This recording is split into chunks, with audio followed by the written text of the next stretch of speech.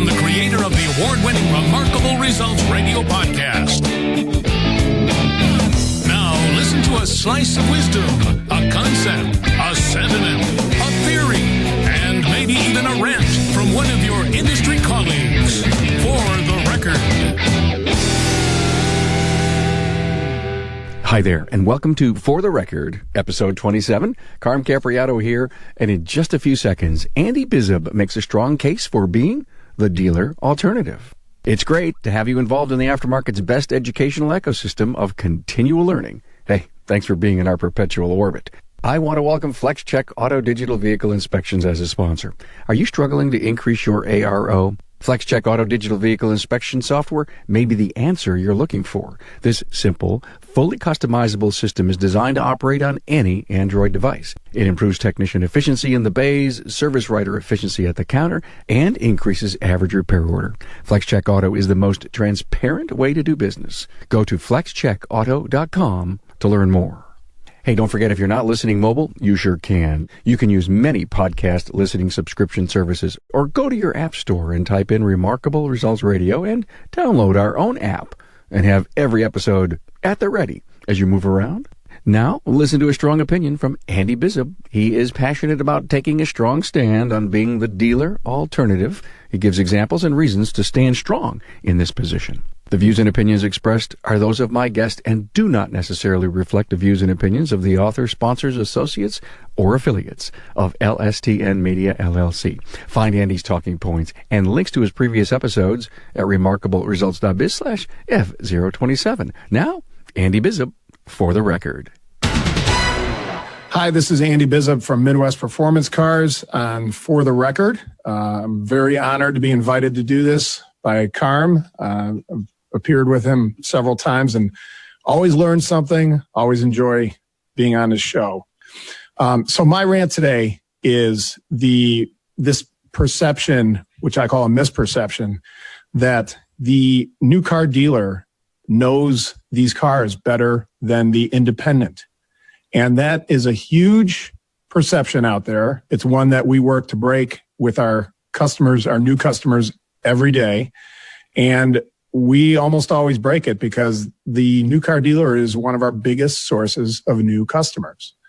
I can't tell you how many times we have a customer come to us and say, "Oh, I've been going to the dealer for 3 years and I'm so glad I found you guys." And my first thought in my head is, I wish you would have found us 2 3/4 years earlier, not three, getting tortured for 3 years. And the reason that I bring this up is that I think as independents, we do ourselves a disservice by not bringing this argument out and presenting this more forcefully to the public. You know, our techs attend training from multiple sources. Our techs go to training that the dealership techs cannot attend because the dealership would never send them to the training sources that we can access. Our techs know more because they see more. And, you know, that experience is somewhat akin to, think of a surgeon in a major metropolitan trauma center. Who are you going to want to evaluate a major problem with your vehicle? Do you want someone who sees all kinds of problems in all kinds of vehicles and is a detective and a technician and a computer programmer?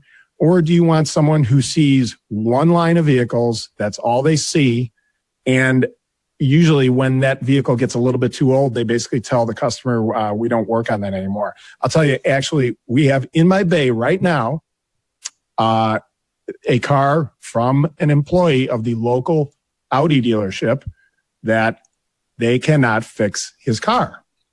Now, granted, it's an 88, but they have no one in that dealership that can work on that car, despite all the years of factory training, despite the tens of millions of dollars at the dealership, despite the cappuccino machines and the beautiful waterfalls and all the receptionists and all the frills and bells and whistles. They cannot fix that car. So he came to us. So, you know, our people, we have a deeper wealth of experience. We're also really committed to customer satisfaction. When was the last time you heard someone come from a dealership and say, I was really treated well. I was treated with respect. They really valued my business.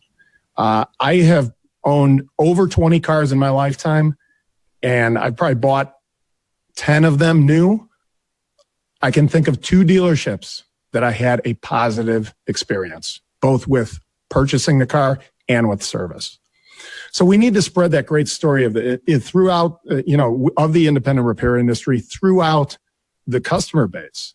We get cars sent from dealers when they're given up and when they can't fix them. With, the one that we have in our bay right now, yes, it is a dealer employee, but we get cars that once it gets to a little bit too deep of a problem, they just give up and they tell the customer, we can't get into this. We've replaced engine wiring harnesses where the dealer gave up, sent the car over to us. It took a while, but we did the diagnosis, actually found the problem, replaced what needed to be replaced, fixed the things that need to be fixed, not just throwing an endless supply of parts at it, and got the car running the way it should be running. And then on top of that, we still encounter this dealer attitude when we have a potential customer who wants to have a car that's for sale sent to us for a pre-purchase evaluation. The dealer doesn't want to send it to us. And the first thing I tell everybody is, if you are dealing with someone who doesn't want to let that car go for an inspection, don't deal with that party. It's as simple as that. So that's what I'd really like to see. I'd like to see us take up that staff of the quality work, the customer service, the attitude, the transparency, and the training and experience that we really bring to bear in maintaining people's cars, not in trying to get them into another car, right? Once the gravy train of easy maintenance service runs out and heavy repairs start to be needed on a car that's aging, they try to get them into another car right away. We're not here to sell cars. We're here to keep your car on the road for the best possible value that we can, because we want to see you coming back for years and years, and we want you to be happy and tell your friends and spread the word. So that's really my rant. I'd really like to see the independent automotive repair industry and so many leading lights in this industry really take up that cause of, we are the experts on your car. We don't need to have the factory emblem hanging on our wall. We've already done the work. We've done the training and put the hard work into learning and getting the ability to comprehensively maintain and repair your car. One of the things that the dealers are now bringing out is the lifetime oil change. And I kind of get a chuckle out of this because I actually just got a mailer from a local dealer, very high-end dealer, with a whole discount array. Spend $50 to $100 and get $5 off. And then it goes up. And I look at every one of these offerings, every one of the specials, every one of the discounts. And I've had several friends, very good friends for long years, who have been car dealership salespeople. And they've told me all the tricks that the dealers do. There is no free lunch. When you're getting a free lunch, you're paying for it somewhere. That maintenance service, that free oil change for life, that's been built in already. Don't fool yourself that you are getting some kind of a deal. You're getting something for nothing, because in this world, that just does not exist. I'll give you an example of my own shop. We have a 3-year warranty on all of our work. 3 years, 100,000 miles. So the money that you are going to save in not only the initial maintenance, the initial repair that we do, but also in us standing behind it for 3 times the amount of time that the dealership does, that's going to more than make up for any kind of a perceived free or cost savings from the dealer.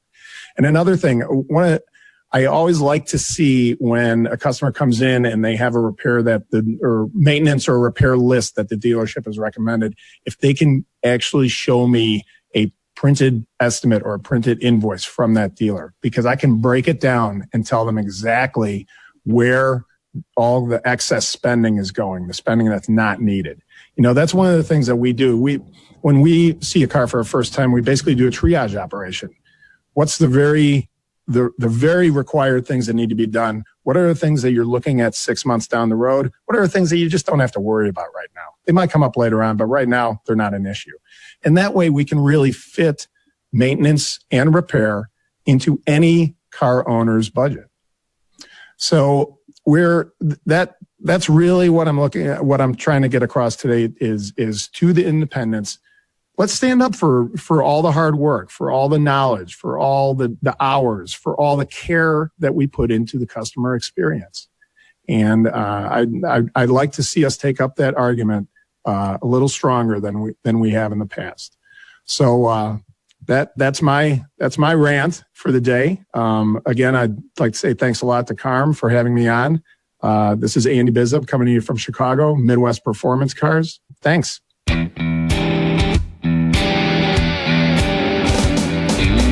Thanks for listening to For the Record from Remarkable Results Radio. Subscribe to the show on your favorite podcast listening app. Find all Remarkable Results podcast content at remarkableresults.biz. Remember, your learning curve never sounded so good.